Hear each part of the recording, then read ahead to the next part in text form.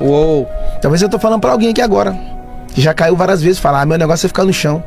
Se você aprendeu, se você encontrou o tapete que te escorregou, você precisa encontrar a escada que te eleva. Porque a Bíblia diz que o justo pode cair até 7 vezes, mas de todas elas o Senhor o coloca de pé. Quer uma prova? O Pedro, quando andou sobre as águas, lembra? Lembro.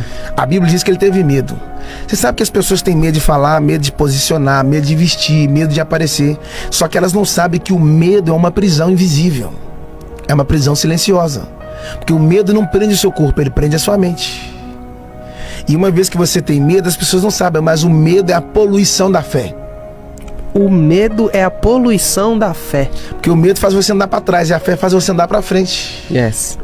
Quem tem muito medo tem pouca fé. Agora quem tem fé não pode ter medo, porque o medo e a fé não podem caminhar juntos. A palavra medo, de trás para frente, é dome. Medo, dome. Ou você domina o medo, Ou ele te domina. ou ele te domina. Ou você governa ele, ou ele vai te governar. O Pedro andando sobre as águas, e o texto diz assim, ó, e sentindo os ventos fortes teve medo. O texto diz que ele começou a afundar.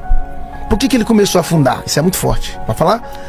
Por que ele começou a afundar? Por quê? Porque quando a ausência de fé é o espaço para o medo. Eu só posso andar pela fé quando eu deixei de dar passos por causa do medo.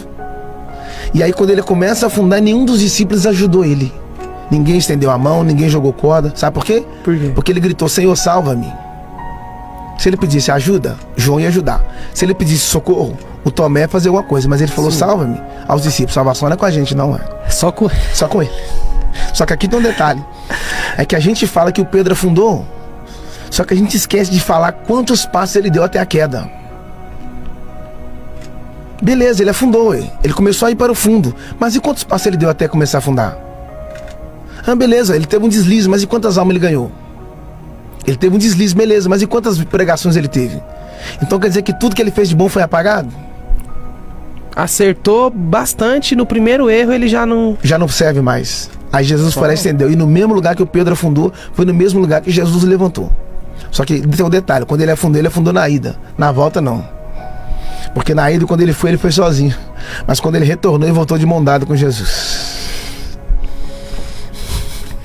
Quando você falou sobre falar sobre os erros e acertos, eu fiquei pensando justamente nessa reflexão de que muita gente te aplaude quando você acerta, mas as mesmas pessoas que vão te aplaudir no seu acerto é que vão te condenar no seu erro.